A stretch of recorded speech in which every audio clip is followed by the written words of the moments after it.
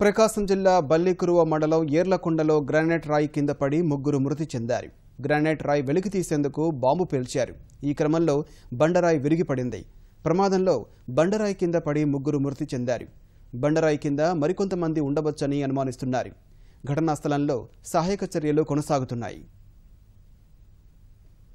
ఈ ప్రమాదానికి సంబంధించి మరింత సమాచారం మా ప్రతినిధి ఓబిలేష్ అడిగి తెలుసుకుందాం.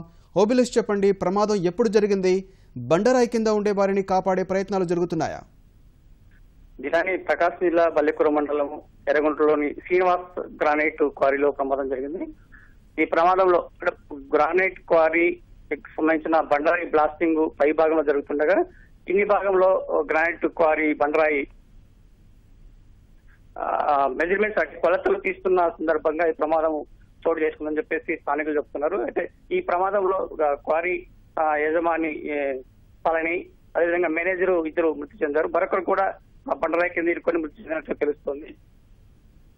అయితే ఈ ప్రమాదంలో వారితో ఆ ముగ్గురితో పాటు మరికొంతమంది ఉండొచ్చని చెప్పేసి అక్కడ ఉన్న స్థానికులు చెప్తున్నారు. అయితే ఈ ప్రమాదం జరిగిన వెంటనే సహాయక చర్యలు చేపట్టాల్సినటువంటి క్వారీ యాజమాన్యము పలాయనం చిత్తగించింది. అంటే సంఘటన జరిగిన వెంటనే అక్కడ ఉన్నటువంటి సిబ్బంది కానీ యాజమాన్యం కానీ సహాయక చర్యలు చేపట్టకుండా అక్కడి నుంచి వాళ్ళు పరారయ్యారు. అయితే సహాయక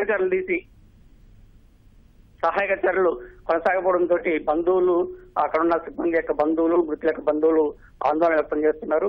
అదే కనీసం ఆ మృతి చెందినటువంటి ముగ్గురు బంధువులు కూడా లోపలికి గ్రానైట్ క్వారీలోకి అనుమతించడంతో వాళ్ళు బయట ఆందోళనకు గురవుతున్నారు. అక్కడ సెక్యూరిటీ సిబ్బంది విచక్షణాయుతంగా వివరిస్తూ వాళ్ళు అక్కడి నుంచి తరిమేయడం జరిగింది.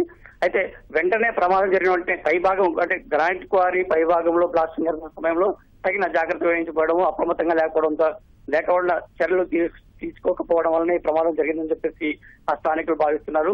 బంధువులు కూడా ఆరోపిస్తున్నారు. అయితే ప్రతిసారి అంటే బ్లాస్టింగ్ సమయంలో ఉన్నటువంటి ముందు జాగ్రత్త చర్య తీసుకుంటే ప్రమాదం జరిగేది కాదని, అలాంటి చర్యలు చేపట్టడం వల్ల ప్రమాదం జరిగిందని చెప్పేసి చెప్తున్నారు. అయితే మృతులు ఇంకా మరికొంతమంది సిబ్బంది కూడా అక్కడ ఉండే అవకాశం ఉందని చెప్పి చెప్తున్నారు. అయితే ఈ సంఘటన జరిగిన వెంటనే ఆ మృతుల మృతదేహాలను వెలికి తీసి వారి ఎవరున్నారు ఏంటి అనేది ఒక అంచనాకు రాక ముందునే యాజమాన్యం పలాయన స్థితిగతులు ఆందోళన కలిగిస్తుంది జిల్లాని.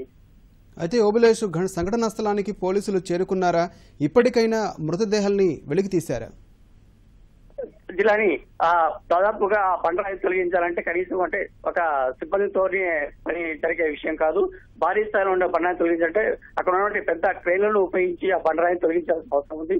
ఈ బండరాయిని తొలగించాలంటే ఆ క్రెయిన్ ను నడిపేటువంటి సిబ్బంది లేకపోవడము, అక్కడ ఉన్నటువంటి సహాయక చర్యలకు మిగతా ఎవరు కూడా అక్కడ ముందుకు రాకపోవడంతో ఆ సహాయక చర్యలు ఇంకా ప్రారంభం కాలేదు. పోలీసులు ఇక ఆ సంఘటన తెలిసిన వెంటనే సంఘటన స్థలానికి చేరుకునే ప్రయత్నం చేస్తున్నారు జిల్లాని. ధన్యవాదాలు ఓబిలేష్.